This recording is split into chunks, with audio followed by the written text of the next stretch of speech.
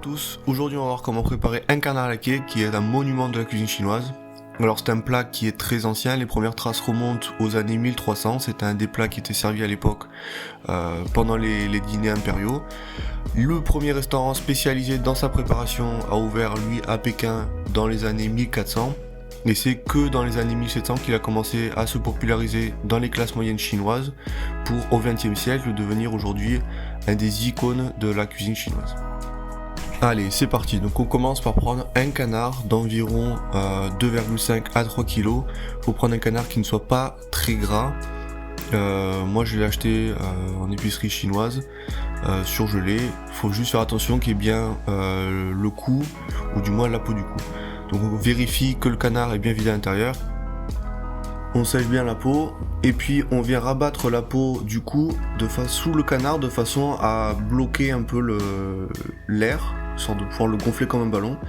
Alors l'accessoire que j'ai trouvé qui est pratique sur votre pompe à vélo, si vous avez un morceau de stylo ou une partie de stylo en métal qui rentre dans votre pompe, ça sera parfait. Ça permettra d'aller bien passer sous la peau et la viande du canard.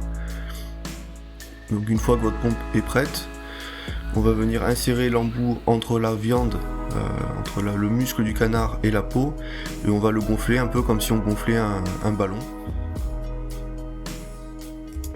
Alors ça peut paraître étrange de gonfler un canard avec une pompe à vélo, mais c'est vraiment très important que la peau soit bien décollée de la viande du canard, c'est ce qui va rendre la peau plus croustillante par la suite. Donc on gonfle bien, là vous voyez que c'est bien important d'avoir refermé avec la peau du cou le haut du canard, comme ça il peut bien se gonfler.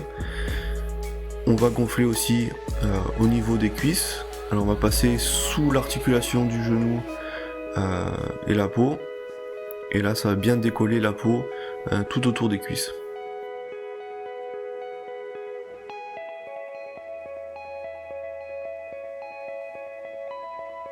Ensuite on va découper les ailes. Alors on coupe au niveau de l'articulation, il n'y a rien de bien sorcier.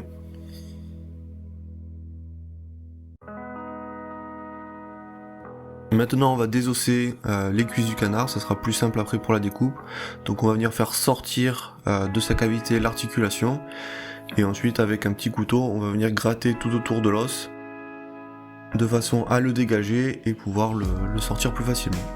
Alors prenez votre temps, ça peut paraître un peu compliqué mais il n'y a rien de bien sorcier. Une fois que les deux cuisses sont bien désossées, on va venir aromatiser l'intérieur du canard avec un mélange de 13 épices chinoises. C'est vraiment les épices classiques quoi, il y en a dans tous les foyers chinois, il est là. On va venir bien tapisser l'intérieur du canard avec. À l'intérieur j'ai rajouté aussi un peu de sel et un peu de poivre. Ensuite, on vient refermer l'arrière du canard. Alors j'utilise un pic à brochette, si vous avez un pic à bambou, ça le fera aussi. Maintenant, on vient préparer notre eau pour blanchir le canard. Alors on va prendre 4 litres d'eau. À l'intérieur, on va rajouter 2 cuillères à soupe de baie de genièvre, 2 cardamome noir, 4 anis étoilés, 1 cuillère à café de poivre en grains. On va aussi rajouter un bâton de cannelle, 500 ml de vinaigre blanc et 140 g de sel. Ensuite on va porter le tout à ébullition et on va venir blanchir notre canard. Là on cherche pas à cuire le canard mais juste à blanchir la peau, ce qui va la raffermir et l'aider à sécher plus tard. Donc on va passer environ une vingtaine de louches sur tout le corps du canard. On va bien passer sous les ailes, pas laisser un endroit de peau qui n'aura pas été blanchi. Ensuite on va venir dégager l'os du bréchet.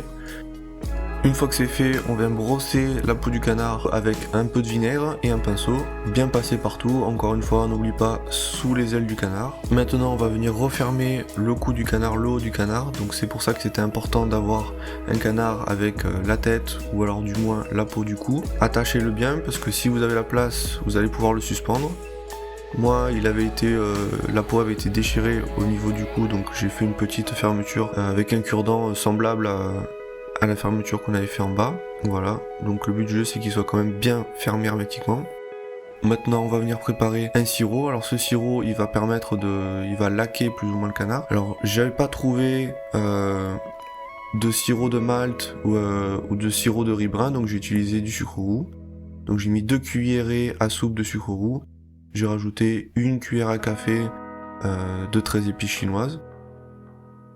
Et 1 cuillère à café et demi de sauce soja noire, 2 cuillerées à soupe d'eau et ensuite on va porter le tout à ébullition. Et tout ça encore une fois c'est parce que je n'avais pas de sirop de malt ou de sirop de riz brun. Donc si vous avez du sirop de malt déjà de base, vous n'avez pas besoin de faire chauffer puisque votre sirop est déjà prêt. Donc juste mélanger les ingrédients et ça sera bon. On va venir badigeonner le canard avec notre sirop du coup. On passe bien partout. Ensuite on va venir tendre les ailes du canard pour qu'elles sèchent mieux.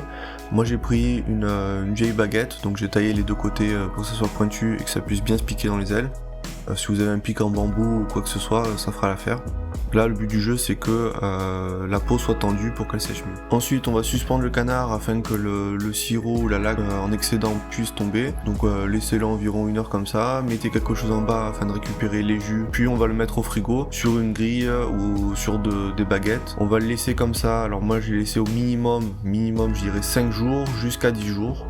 Vous inquiétez pas, ça sera toujours bon à manger. Et là le but du jeu c'est que la peau sèche le plus possible pour qu'elle soit le plus croustillante possible. Maintenant on va passer à la préparation des galettes. Alors je les ai préparées de deux façons, une à la poêle, une cuite à la vapeur. Traditionnellement elles sont cuites à la vapeur mais moi je préfère les faire à la poêle. Donc comme ça vous voyez les deux méthodes. Donc on va mélanger 300 g de farine avec une pincée de sel et 230 ml d'eau bouillante. Alors vu qu'on vient de verser de l'eau bouillante, travaillez avec des baguettes ou une cuillère, si ça va vous éviter de vous brûler la main. Puis ensuite on va venir pétrir la pâte environ 5 minutes jusqu'à ce qu'elle soit à peu près comme ça, voilà. On va la laisser reposer environ 10 minutes.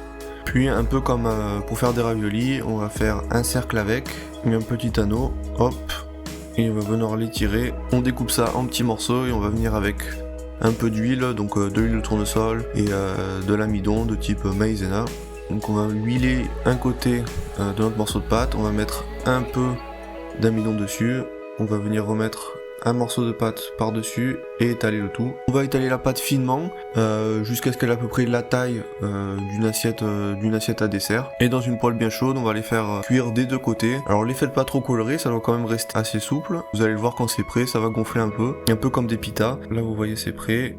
Et vous pouvez, donc normalement si vous avez bien mis de l'huile et de l'amidon, les séparer en deux assez facilement. Donc elles doivent rester quand même assez souples, assez malléables. Les réserver de côté dans une assiette avec un torchon ou un panier vapeur si vous en avez un.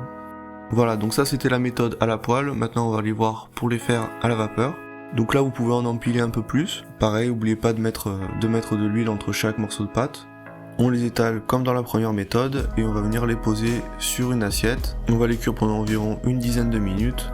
La première crêpe en général elle aura après un peu d'eau, vous pouvez la jeter, mais normalement ça devrait se décoller assez facilement. Pour les garnitures, on va venir prendre un oignon de printemps ou une cébette qu'on va détailler en fin bâtonnet. On va faire la même chose avec un morceau de concombre, on va faire des petits bâtonnets. On va mettre un peu de sauce Hoisin dans un petit récipient, un petit bol, et maintenant on va passer à la cuisson du canard. Donc j'ai pris ma lèche frite avec des petits ramequins que j'ai emballés d'aluminium, comme ce sera plus facile à nettoyer. Et on va prendre les baguettes qu'on a utilisées pour faire sécher le canard afin de faire un socle pareil dans le four. L'idée en fait c'est que la peau soit la plus croustillante possible, donc pour que ce soit croustillant, faut que l'air circule. Donc on va venir surélever le canard, essayer de faire qu'il y ait le moins de contact possible entre la grille, la plaque et le canard. Voilà, donc on va mettre notre canard qui a séché au frigo. On va cuire le canard à 200 degrés pendant 12 minutes environ de chaque côté, donc 12 minutes, vous sortez votre plaque, vous la retournez, vous la remettez. À la sortie du four, on va retirer la broche, le pic qui ferme le canard et on va venir le vider du jus. Donc vous voyez, ça rend pas mal de jus. Donc ce qui est important, ce qui est intéressant avec le canard laqué en fait, c'est le contraste qu'il y a entre la peau qui est super croustillante et l'intérieur du canard qui est moelleux et très juteux. On va passer à la découpe, donc on va enlever la peau du cou, on va enlever la baguette qui tenait les ailes. Donc vous voyez, la peau est bien sèche et croustillante des deux côtés. Donc là on passe à la découpe du canard. Alors je suis loin d'être professionnel là-dedans, faut savoir que normalement il y a des règles sur le nombre de tranches, la façon de le découper. Je fais de cette manière-là parce que c'est la plus simple pour moi. Donc on va couper le haut du canard en essayant de ne pas prendre de viande mais que la peau. Donc cette partie-là on la coupera après. Et maintenant on va venir lever les magrets. Le couteau, on va venir suivre le long du dos du canard et passer dessous. Prenez votre temps et vous brûlez pas parce que la viande est quand même assez chaude. Donc, ce qui est sympa dans les restaurants en Chine, c'est que ça, ils vous font la découpe devant le client. Donc quand vous êtes au restaurant, ils vont venir avec un guéridon, un petit chariot, ils vont vous découper votre canard devant vous. Ensuite, on va venir découper plein de petites tranches dans les magrets, déposer ça en rosace dans une assiette. On retourne sur la carcasse du canard, on va venir découper les ailes et les cuisses. Alors vu que on avait déjà préalablement désossé les cuisses, ça sera beaucoup plus simple pour les couper maintenant. On va récupérer la viande et la peau qui restent sur les côtés du canard. Avec la carcasse du canard, ne la jetez pas, vous pouvez très bien faire des soupes avec. Quand on va au restaurant en Chine manger du canard laqué, la carcasse, soit ils vont nous la préparer en soupe, donc on va la manger au restaurant. On peut en faire des entrées froides, donc ils vont récupérer toute la viande qui reste sur la carcasse et en faire une sorte de salade. Ou alors on peut emporter la carcasse à la maison aussi, ça ils vous la mettent dans une boîte et vous pouvez la ramener chez vous pour en faire ce que vous voulez. Donc pas de gâchis. Le morceau de peau du canard qu'on avait mis de côté tout à l'heure, on va venir le découper en 6 petits morceaux. Alors c'est considéré comme la meilleure partie de peau, c'est pour ça qu'il la met dans une petite assiette à côté en général, c'est le être le plus croustillant. Vous pouvez servir ça avec une petite salade, des feuilles d'endive, et voilà, j'espère que cette recette vous aura plu. C'est un peu long à préparer, mais ça en vaut le coup. À plus.